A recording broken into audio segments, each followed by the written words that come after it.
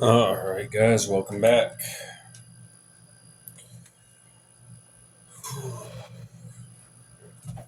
Let's get back to it.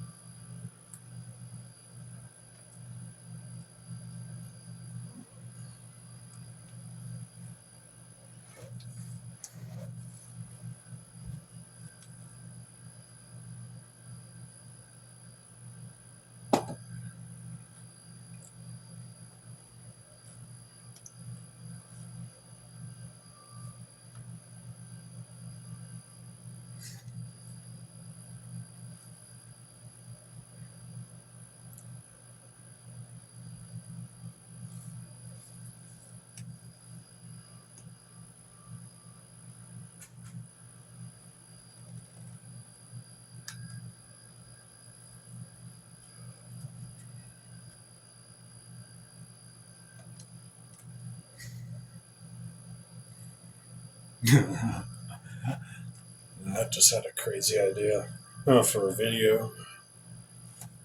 You're trying to, I like the title on it, say, when you're trying to impress a girl with your artistic talents because you're socially retarded. And then put that Carl Urban audio from Thor 3 in there where he goes, "Behold my stuff."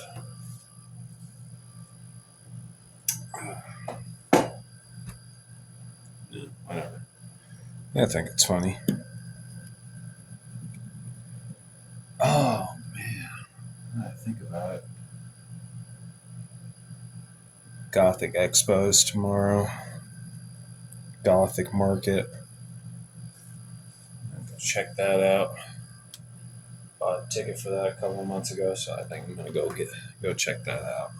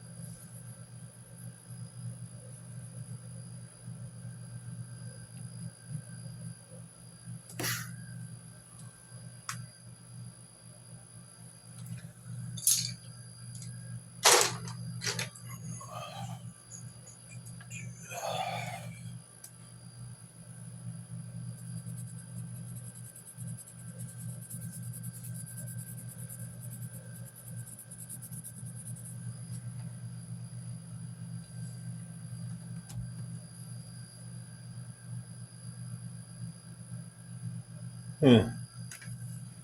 Now I'm thinking about like this episode of Adventures in Odyssey, like the TV show that they did for it. They got this kid on there called Dylan. There's one episode, Mr. Whitaker gets framed as being a notorious cat burglar, breaking into people's homes. The actual burglar decides he's going to make it so convincing that he even goes so far to break into Wits End, plant the jewelry on Mr. Whitaker so that the cops come and arrest him. The kid Dylan, this burglar comes up to him. The dude is just like legit British. Is talking to him. And I'm sitting here. I'm like, when you're a kid, you don't even think about this. I'm a child of the 90s. I'm a millennial. I grew up on Stranger Danger. By far some of the dumbest advice ever, because we all took that very literally. Don't get me wrong. It can be really good advice. It can help out, but damn. You're going to give your kids some advice. Probably start with, hey, don't be stupid. Somebody asked you to get in their car or their truck or their van.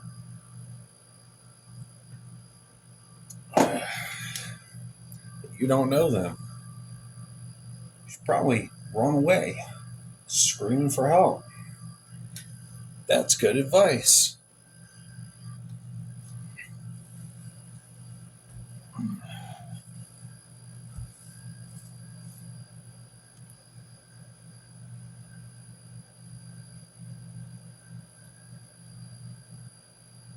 Like,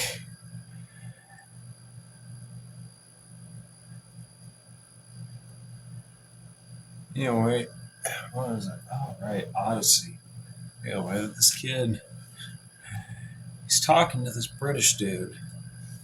The guy claims that he's a detective, an inspector from Scotland Yard.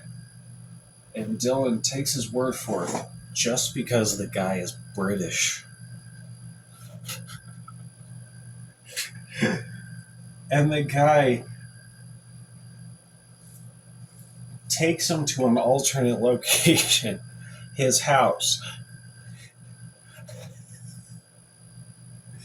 And then he's in his house, and all the evidence that points to this guy obviously being the burglar,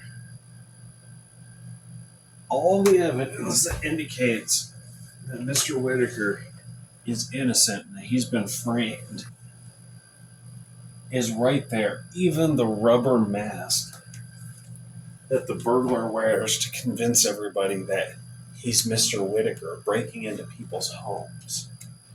It's like,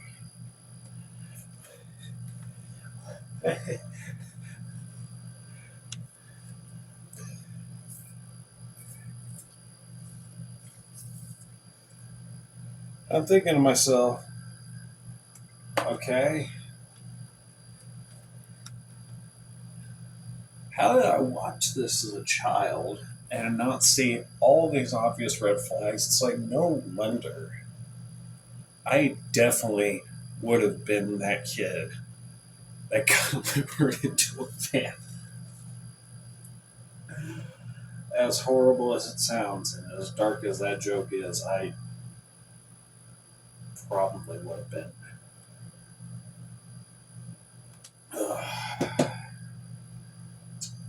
Oh man, I do not have good influences for growing up. At the very least, I had some very misguided ones. Uh,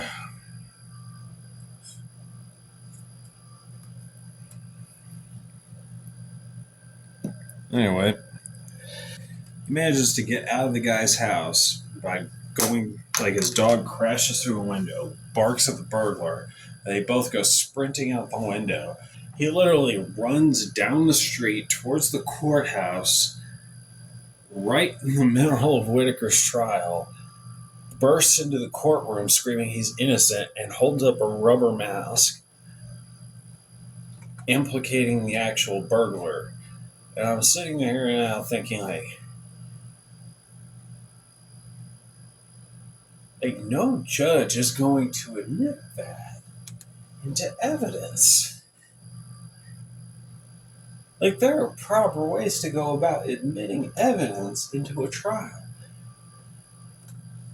Everything about that episode was just so horribly messed up and wrong.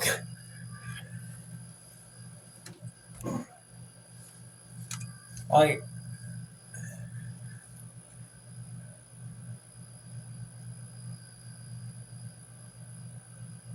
apart from the obvious stranger danger metaphor,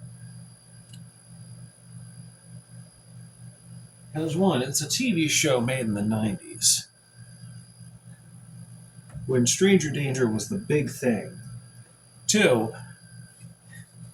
if you're a millennial kid and somebody comes up to you speaking in a British accent, claims they're a detective with Scotland Yard, and you're dumb enough to believe them and go to an alternate location with them, I mean, really, your stupidity has to be factored into that at some point.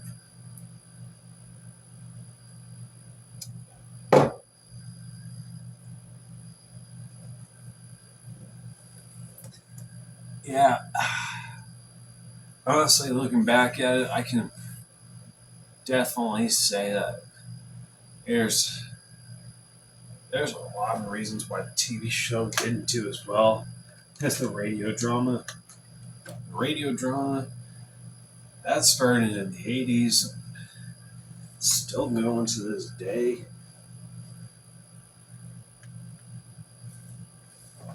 Literally, it's the only thing that focused on the family made that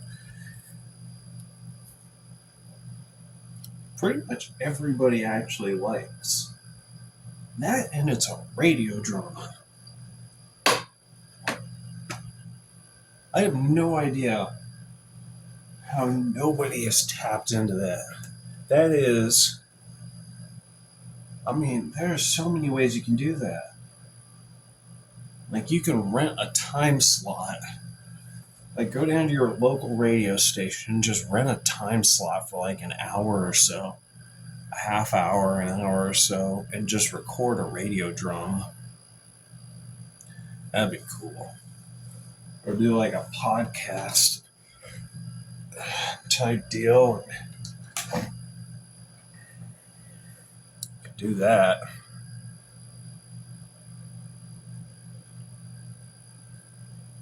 You don't even need to be like a multi-million-dollar company like focus on the family. You just need like a lot of, like a handful of reliable friends and associates and acquaintances.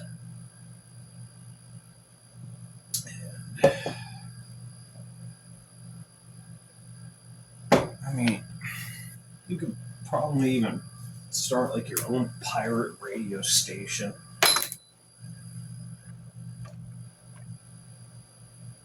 Pretty sure people do that every day.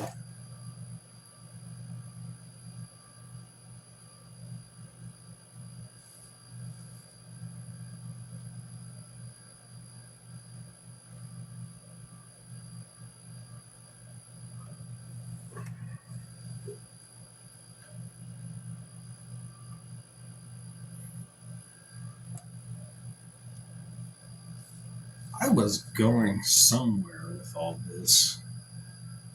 I really did lose my train of thought on this one.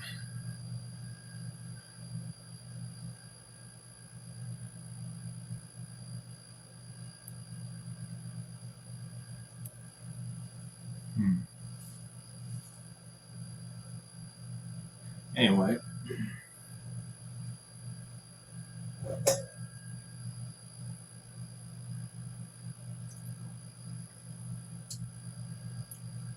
Radio dramas need to make a comeback.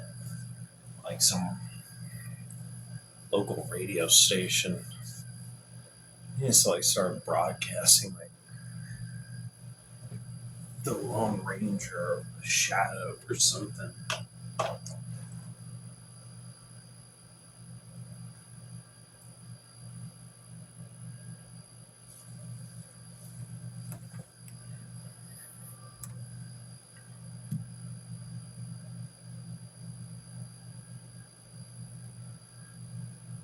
Got vinyl records making a comeback.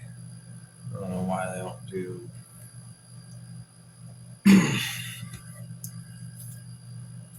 old-fashioned radio dramas.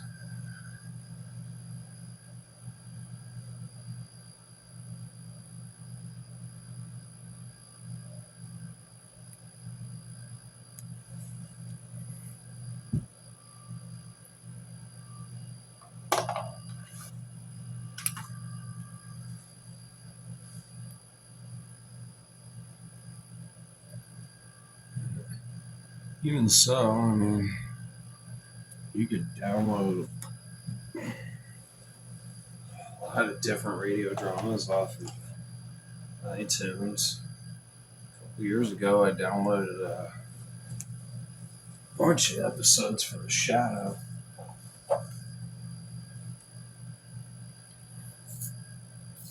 Like one of them didn't properly upload. That's alright. It's not exactly a linear story, so I'm not missing out on anything, probably. Still, that all kind of took me back to this one time when I was a little kid. My mom picked me up one time. I think we were going home. Just turned on the radio, and just randomly there was this radio station, and they were playing a Lone Ranger on it.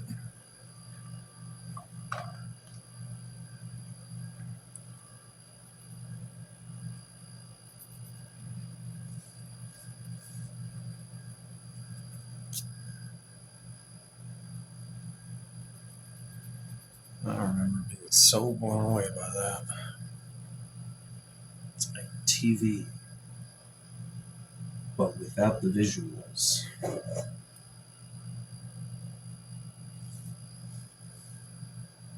In my tiny 6-year-old brain, that was probably the coolest thing I've ever seen.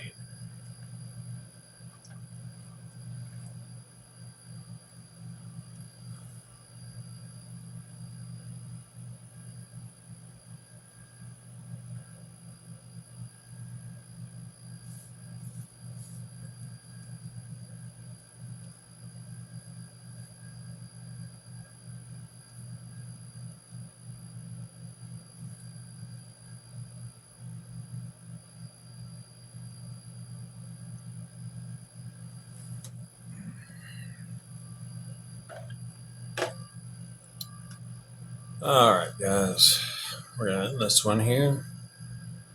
When we come back, obviously, we'll be continuing work on the island here for a little bit, and then we'll be moving on to something else. But yeah, until next time, stay awesome out there, you beautiful weirdos. Deuces.